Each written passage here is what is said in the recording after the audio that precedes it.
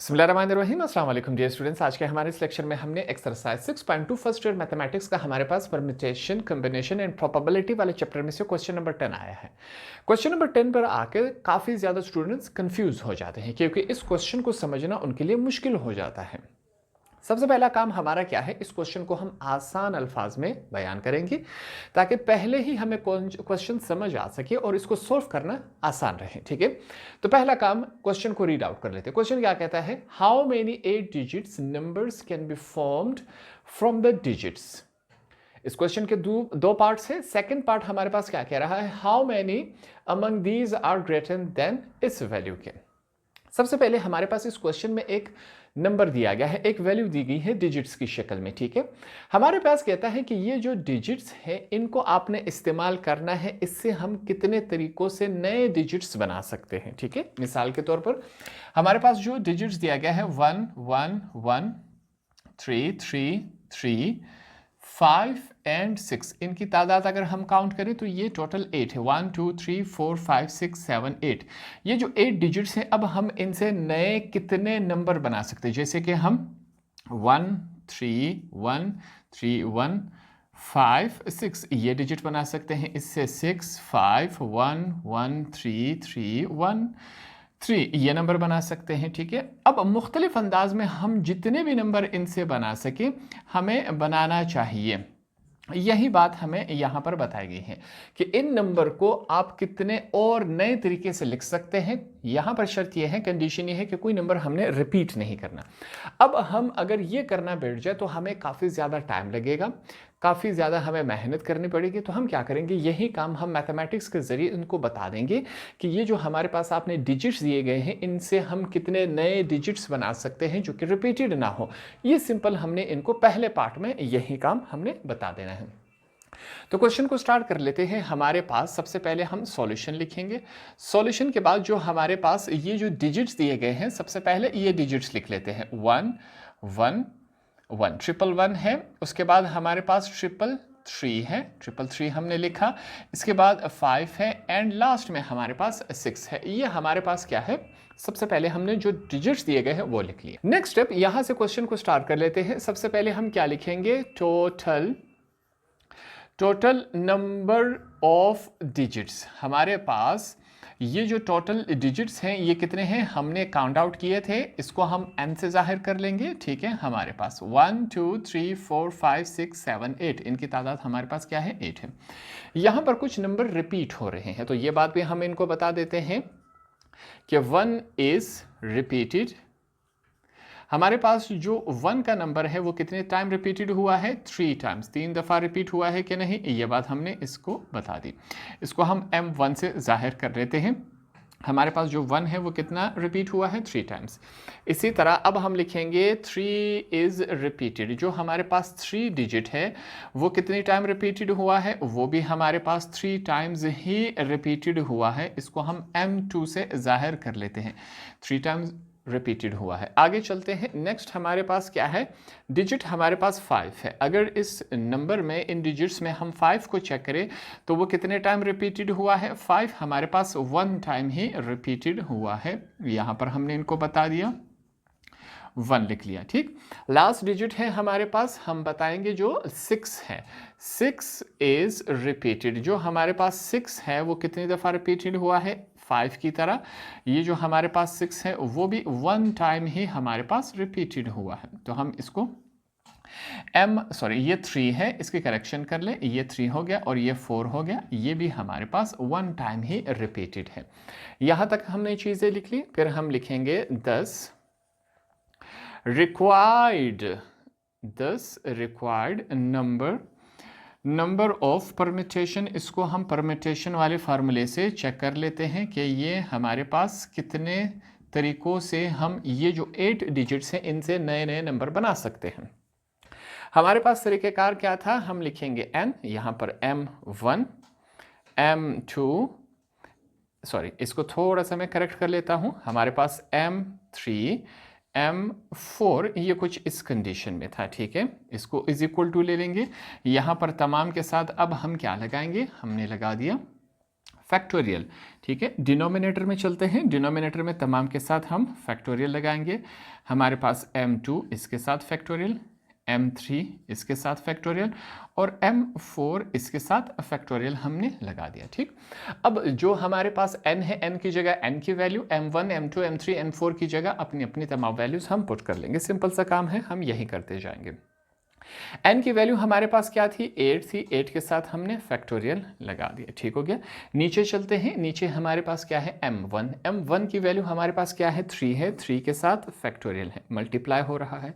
m2 हमारे पास 3 है, factorial, फिर हमारे पास 1 फैक्टोरियल, फिर हमारे पास 1 फैक्टोरियल। ये कुछ इस कंडीशन में है, ठीक है।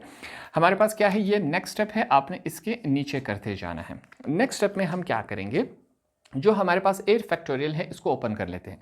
फैक्टोरियल का मतलब ये था कि 8 के बाद जितने भी नेचुरल नंबर इसके बाद आएंगे वो इसके साथ सिंपली फॉलो होते, मल्टीप्लाई होते जाएंगे। जैसे कि हमारे पास 8 मल्टीप्लाई बाय 6, 7, 6, 5, 4, 3 पे लाके हम फैक्टोरियल को वापस क्लोज कर लेंगे, ठीक है। ये हमने 3 पे लाके क्लोज कर दिया, ऐसा क्यों है, क्योंकि डिनोमिनेटर में हमारे पास 3 मौजूद है। हमने यहाँ पर लिखा 3 फैक्टोरियल मौजूद है कि नहीं, तो ये 3 फैक्टोरियल इसके साथ कैंसिल हो जाएगा, इस वजह से हमने ऊपर को 3 फैक्टोरियल पे रोक दिया था। हमारे पास फिर से क्या है, 3 फैक्टोरियल, इसको ओपन कर लेते हैं। 3 फैक्टोरियल का मतलब है 3 मल्टीप्लाई बाय 2 मल्टीप्लाई बाय 1, ऐसा है कि नहीं। 2 1 फैक्टोरियल है, इनको ओपन कर लेते हैं, तो ये हमारे पास 1 मल्टीप्लाई बाय 1, ये कुछ इस कंडीशन में बन रहा है। जो सिंपल कैंसिलेशन है वो कैंसिलेशन करवा लेते हैं। ये 3 फैक्टोरियल इस 3 फैक्टोरियल के साथ कैंसिल हो गया, ये बात हमें मालूम है। 3 1 जार 3, 3 2 जार 6, ये जो 2 है वो इस 2 के साथ कैंसिल हो गया, ठीक। अगर हम ध्यान दें, डिनोमिनेटर में तमाम हमारे पास 1 रह गया, 1 मल्टीप्लाई बाय 1, 1 मल्टीप्लाई बाय 1, वही 1 ही रहता है। 1 को अपने आप के साथ 1000 टाइम्स भी मल्टीप्लाई करवा ले, हमारे पास आंसर क्या रह जाता है, 1 ही रह जाएगा। इनको हम मल्टीप्लाई करवा लेते हैं। जो रिमेनिंग वैल्यूज है 8 multiply by 6 multiply by 5 multiply by 4, ये हमारे पास वैल्यूज हैं, ठीक। इनको हम क्या करेंगे, आपस में सिंपली मल्टीप्लाई करवा लेते हैं कि ये वैल्यूज हमारे पास क्या बन रही हैं। 8 multiply by 7 multiply by 5 multiply by 4, तो हमारे पास वैल्यू बन रही है, ये बन जाती है 1120। यहाँ तक इतने तादाद तक हम इन नंबर्स को आगे पीछे करके नए नए नंबर बना सकते हैं। कितने, 1100, 1 and 20 नंबर्स तक हम मुख्तलिफ डिजिट्स बना सकते हैं इनको आगे पीछे करके। यह बात हमने सिंपली यहाँ पर बता दी।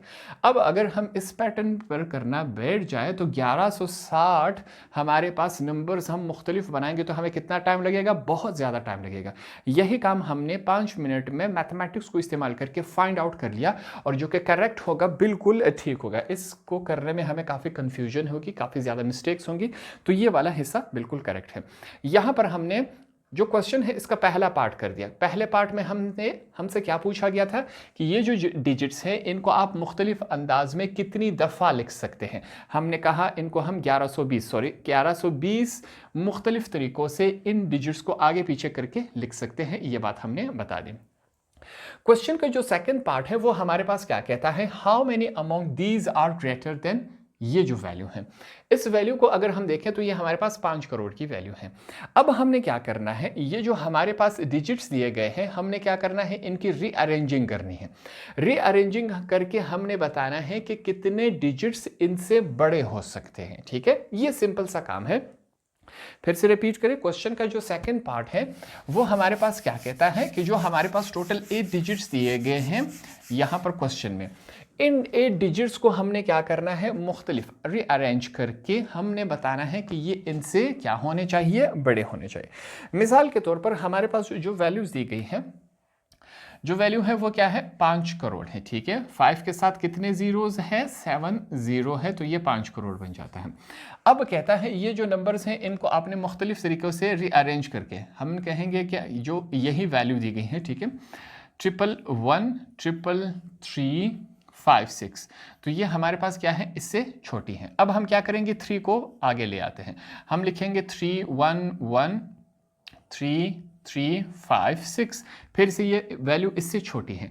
अब हम क्या करेंगे, हमने कहा हम 5 को आगे ले आते हैं, ठीक है।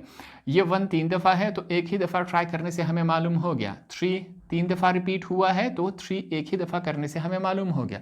अब हम 5 को आगे ले आते हैं, तो अगर 5 को फर्स्ट लेफ्ट हैंड साइड पे पहले ले आते तो क्या ये इस वैल्यू से बड़ी हो जाती है? ट्राई करते हैं। 5 1 1 3 3 6, तो ये वैल्यू तब जाके क्या हो जाएगी, इस वैल्यू से बड़ी हो जाती है। ये वैल्यू इससे बड़ी हो गई क्या नहीं हो गई? बिल्कुल हो गई। ये पहली कंडीशन है, ठीक है, ये करेक्ट हो गई। अब हम क्या करते हैं, 6th वैल्यू को लेफ्ट हैंड साइड पे ले आते हैं, तब जाके चेक करते हैं कि हमारे पास क्या ये वैल्यू इससे बड़ी हो जाएगी। हमने 6 लिया, 1 1 3 3 और लास्ट में हमारे पास क्या रह गया, 5। इस वैल्यू को देखें तो ये हमारे पास इस वैल्यू से बड़ी हो गई। तो ये दो कंडीशन जो हो सकते हैं, इसके अलावा हमारे पास कोई कंडीशन ही नहीं है कि हम ये जो दो वैल्यूज हैं इनमें रीअरेंजिंग करके इस तरीके से रीअरेंजिंग करके हम इस वैल्यू से बड़ा बना सकते हैं। अब यहां पर हमें यह बात मालूम होगी कि 5 और 6 को लेफ्ट हैंड साइड पे, राइट हैंड साइड से लेफ्ट हैंड साइड पे लाकर ये वैल्यू इससे बड़ी हो जाती है। फिर यहां पर अब ये हम बताएंगे कि ये 5 और 6 तो हमें अंदाजा होगा, इन वैल्यूज को रीअरेंज करके अब हम ये बताएंगे कि इनको रीअरेंज करके हम कितने नए नंबर बना सकते हैं जो कि इस डिजिट से बड़े होंगे। सेकंड स्टेप में हमने यही करना है। तो सेकंड पार्ट में सबसे पहले हम क्या लिख लेते हैं, यहां पर अब हम लिखेंगे नाउ नंबर ग्रेटर देन किससे, ये जो हमारे पास 5 करोड़ की वैल्यू दी गई है इससे बड़ा वैल्यू हमने इनको बताना है कि वो हमारे पास क्या बन सकता है और कितने बन सकते हैं, ठीक है। सबसे पहले हमने ये heading they the, now number greater than the 5 crore, ठीक। अब यहां पर सबसे पहले हमने आपको बताया था, एग्जाम्पल में मैंने आपको बताया था कि 5 को सबसे पहले लेफ्ट हैंड साइड पे ले आए। हम लिखेंगे 5 will be taken, 5 will be taken to the at the left hand side के ऊपर हम ले आएंगे। 5 यहां पर राइट हैंड साइड की तरफ मौजूद है, ठीक है, इसको हम लेफ्ट हैंड साइड की तरफ ले आते हैं। जो हमारे पास वैल्यूज नंबर दिए गए हैं वो 1 है, इसको एक दफा फिर से लिख लेते हैं, 1 1 3 3 ये हमने लिखा और इसके बाद 5 और इसके बाद 6। तो पहले कंडीशन में हम क्या करेंगे, 5 जो नंबर है इसको लेफ्ट हैंड साइड पे हम मूव करवा लेंगे। तो जब 5 को हम यहाँ पर मूव करवा लेते हैं, हमने 5 को मूव करवाया, जो बकाया 7 डिजिट्स हैं वो कोई भी हो सकते हैं, इससे फर्क नहीं पड़ता, जिस भी तरतीब में लिख ले वो इस वैल्यू से बड़ी हो जाती है, ठीक है। हमारा काम सिर्फ 5 से था, हमने कहा 5 को हम यहाँ पर ले आए तो ये हमारे पास सबसे बड़ा डिजिट बन जाता है 5 करोड़ से। अब हमारे पास टोटल तादाद कितनी थी, टोटल तादाद इनकी 8 है। 8 में से 5 को हमने इस्तेमाल कर लिया तो हमारे पास जो सेलेक्टेड बकाया है वो कितने हैं, 7 है। तो हमने 7 लिखा, 7 के साथ हमने फैक्टोरियल लिख लिया, यहाँ वही काम हो रहा है, ठीक है। हमारे पास 5 को हमने यूज कर लिया, जो बकाया रिमेनिंग थे, पहले 8 थे, 8 के 8 को हमने इस्तेमाल किया, इस दफा 5 को हम उस तरफ ले गए तो बकाया रिमेनिंग कितने रह गए, 7। 7 के साथ हमने ये फैक्टोरियल लगा दिया। नीचे डिनोमिनेटर में हम कहेंगे कि इस पूरे जो नंबर में इसमें 1 की तादाद कितनी थी, 3 फैक्टोरियल, ऐसा है कि नहीं। फिर हमने कहा इसमें जो 3 की तादाद है वो कितनी है, 3 फैक्टोरियल, वो भी 3 है, इसके साथ भी हमने फैक्टोरियल लगा दिया। 5 को तो हमने यूज कर लिया, हम कहेंगे जो 6 है इनकी तादाद कितनी है, 1 फैक्टोरियल है, ये हमने लिख लिया, ठीक हो गया। नेक्स्ट स्टेप में क्या करेंगे, 7 फैक्टोरियल को हमने ओपन करना है। 7 फैक्टोरियल को हम ओपन करेंगे, 7 multiply by 6 multiply by 5 multiply by 4, 3 factorial पे लाके हमने रोक देना है। 3 फैक्टोरियल पे हमें कैसे मालूम करा कि हमने रोक देना है, क्योंकि नीचे भी हमारे पास 3 फैक्टोरियल है और ये 3 फैक्टोरियल इसके साथ आके मल्टीप्लाई कैंसिल हो जाएगा, सॉरी। अगला जो 3 फैक्टोरियल है इसको ओपन कर लेते हैं, 3 मल्टीप्लाई बाय 2 मल्टीप्लाई बाय 1, ये बात अंडरस्टूड होती है। लास्ट जो 1 है इसको हम ओपन कर लेते हैं। जो कैंसिलेशन होना था ये वाला 3 फैक्टोरियल इस 3 फैक्टोरियल के साथ कैंसिल हो गया, ठीक। यहाँ पर चेक करें, 3 1s are 3, 3 2s are 6, 2 1s are 2, 2 1s are 2। Denominator में अगर हम चेक करें तो थ्रू आउट हमारे पास क्या रह गया, 1 रह गया। तो अब नीचे वाले 1 को लिखने की जरूरत नहीं है, ये नेक्स्ट स्टेप है। यहां पर ऊपर हमारे पास न्यूमरेटर में क्या रह गया, 7 5 और 4, ये वाली वैल्यूज रह गई। इनको मल्टीप्लाई करने से हमारे पास वैल्यूज चेक करेंगे कि हमारे वैल्यू क्या आती हैं। पहली वैल्यू है 7 मल्टीप्लाई बाय 5 मल्टीप्लाई बाय 4, तो दैट इज 140। हमारे पास 140 आ गया है। 140 का मतलब ये है कि हमने कहा कि ये जो हमारे पास ये नंबर था, इसमें थोड़ी सी रीअरेंजिंग करके 5 को हम पहले ले आए। 5 को पहले जब ले आए तो ये इस वैल्यू से बड़ी हो गई। फिर हमने कहा कि जो बकाया रिमेनिंग वैल्यूज हैं इनको रीअरेंज करके हम नए कितने नंबर बना सकते हैं, 140 डिजिट्स बना सकते हैं सिर्फ 5 को आगे लाने से। उसके बाद हम नए 140 डिजिट्स बना सकते हैं जो कि इससे बड़े हो सकते हैं। यहां पर हमने ये बात पहली फाइंड आउट करके दे दी।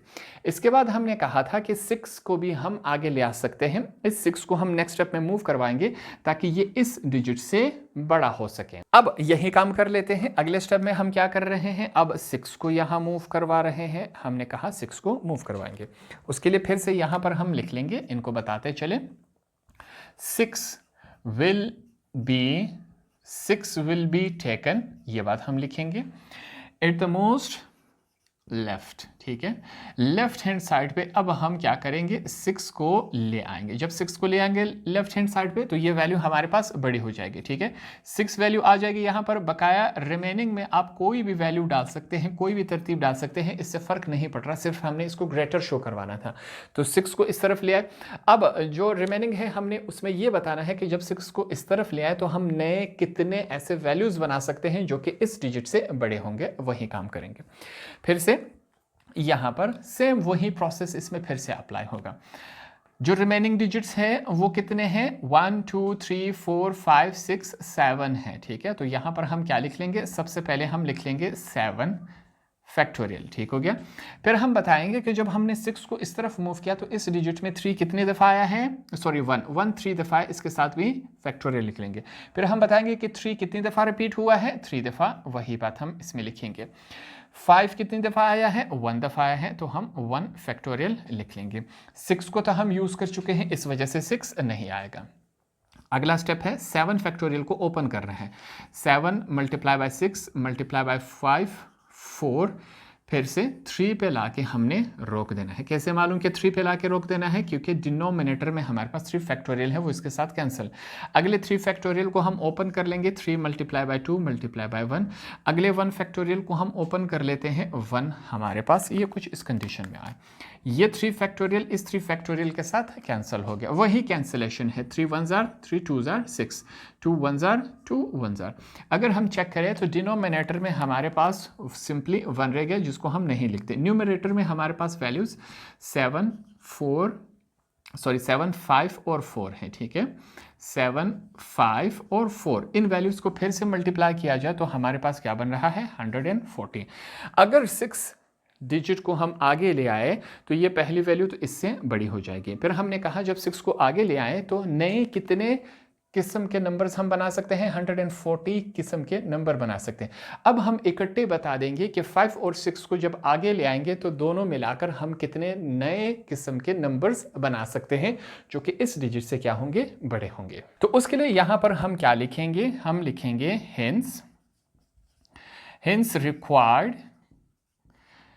Required number. वो हमारे पास क्या होंगे, जो 2 आंसर आ गए इनको हमने सिंपली क्या कर लेना है, ऐड करना है। 140 तो हम लिखेंगे 140 प्लस 140 इज इक्वल टू 280। ये हमारे पास क्या हुआ, फुल एंड फाइनल आंसर हुआ।